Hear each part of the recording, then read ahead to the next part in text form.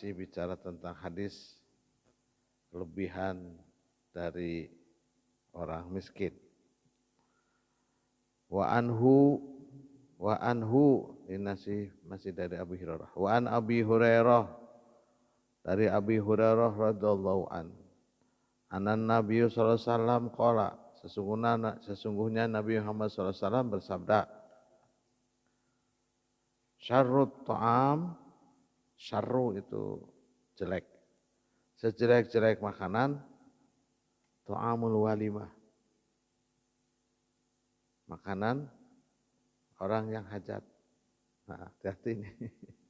Syarrut ta'am, ta'amul walimah. Jangan sampai berhenti di situ, nanti ada terusannya. Nanti jangan dulu pulang nih. Kalau pulang nih bahaya.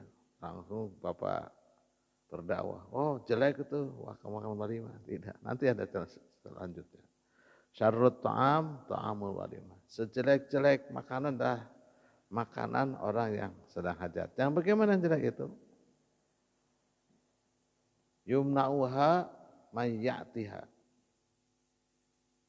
Di dalam undangan tersebut, walimah tersebut mengundang orang-orang yang sejatinya nggak mau diundang. Wa yud'a ilaiha man ba'baha. Dan tidak mengundang orang-orang yang seharusnya diundang. Apa ini maksudnya? Di sini ada yang disebut syarrut ta'am, ta'amul walimah, yud'a ilaiha aghniya wa yutrakal fuqara. Di mana di walimah tersebut yang diundang itu hanya orang-orang yang kaya aja. Sementara di walimah tersebut, di undangan tersebut tidak undang orang-orang miskin. Nah, ini yang muhajat nanti. Jadi jangan dipilihan mah jelema teboga atau diundang. Supaya makanannya itu menjadi makanan yang tidak jelek atau tidak buruk, maka diundang, mau miskin, mau kaya, undang semua. Kalau kita ngundang tatkala hajat yang diundang hanya yang kaya saja, nah kita sudah menempatkan makanan itu adalah sejelek-jelek makanan.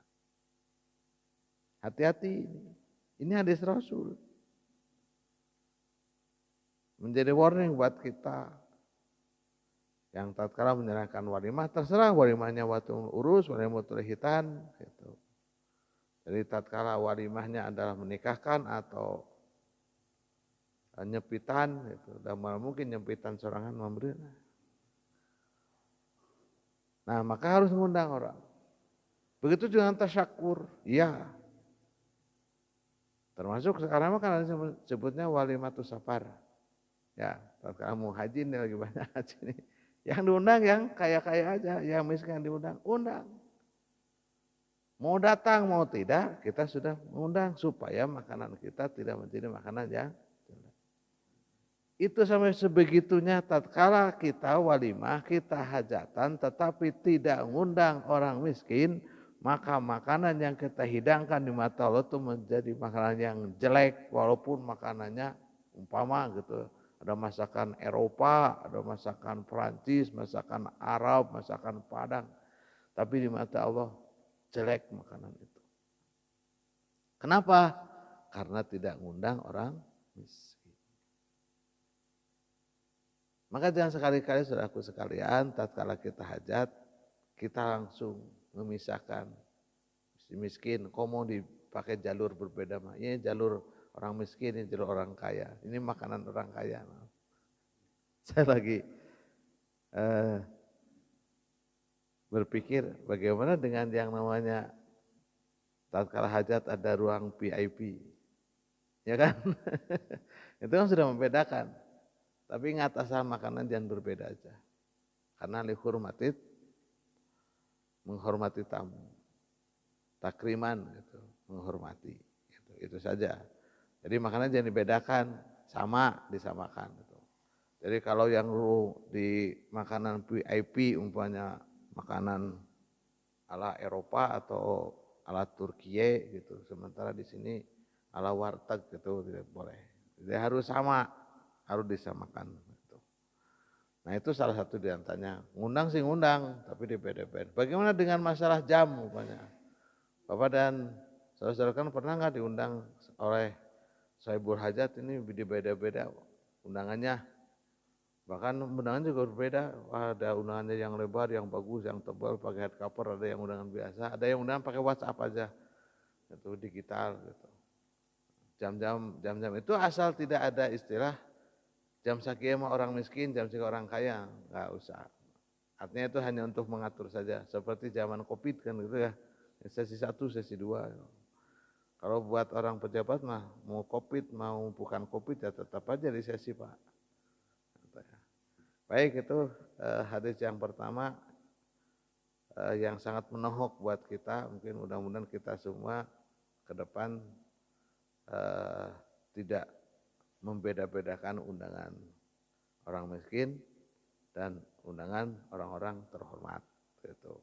Jadi semuanya sama, apalagi malah tidak diundang. Itu siapa orang miskin? Ya orang yang kenal, nggak mungkin Bapak dan saudara-saudara ngundang orang miskin tapi tidak dikenal gitu. Nah nanti ada pertanyaan langsung, gimana caranya kalau umpamanya gitu sebelum hajatan kita ngundang anak yatim, orang miskin gitunya. Itu sama saja mendiskreditkan Pak. Nah, kan sudah diundang, makanannya beda-bedakan. Gitu.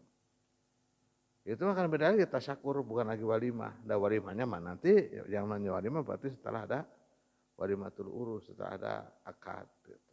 Nah itu biasanya kita suka begitu. Sebelum hajatan kita syukuran, kita ngaji, undang orang-orang miskin, undang anak-anak yatim. Pas hajatan kita nggak mengundang orang itu. Kenapa nggak diundang? Kan entos kamari. Gitu. Padahal makanannya berbeda. Waktu yang berbeda Pak. Ketika syukuran dengan hajatan kan yang berbeda. Nah, itu satunya. Kecuali Bapak dan saudara-saudara sekalian mengingat tempatnya bagaimana. Tapi tidak ada niatan untuk tidak mengundang. Gitu. Semuanya berdasarkan niat. Dan niat itu adanya dalam hati kita bakalan tahu. Kalaupun kita mengucapkan, ya itu mah taukid saja, penekanan saja. Wallahu a'lam bishawab.